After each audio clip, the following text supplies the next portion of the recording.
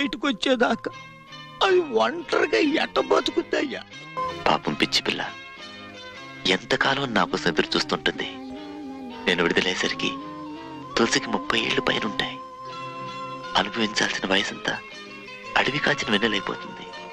ప్రేమ ఆప్యాయతలని పేరుతో తులసి యవనాన్ని పాడు చేయడం నాకు ఇష్టం లేదు. అది చాలా అన్యాయం కదా. అందుకని తులసి జీవితం సుఖంగా ఉండాలి కదా. వాళ్ళ నాన్న మంచాన్ని పడి చివరి దశలో ఉన్నాడు.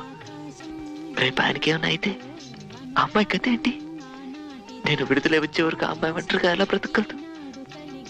అందుకే నా కోసం ఎదురు చూడకుండా ఇంకెవరైనా పెళ్లి చేసుకోమని ఇందులో రాశాను.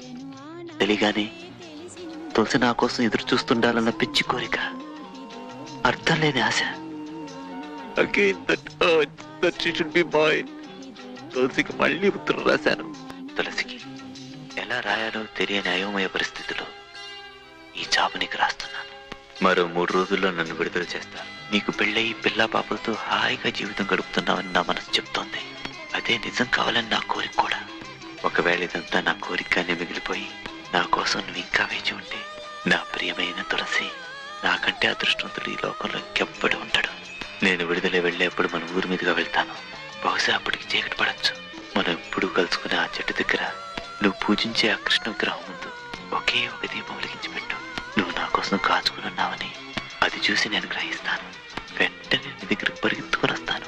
మన చెట్టు కింద ఒక దీపం లేకపోతే నీకు పెళ్ళయి భర్తతో సంతోషంగా ఉంటున్నావని అనుకుంటాను. దీర్ఘ సుమంగళిగా పిల్లా పాపలతో నువ్వు జీవితం గడపాలని మనసారా కోరుకుంటూ నేను వెళ్ళిపోతాను. ఇంట్లో మురళి.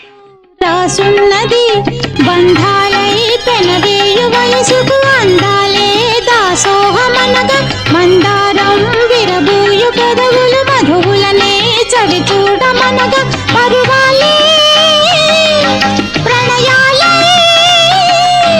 స్వప్నాలే స్వర్గాలే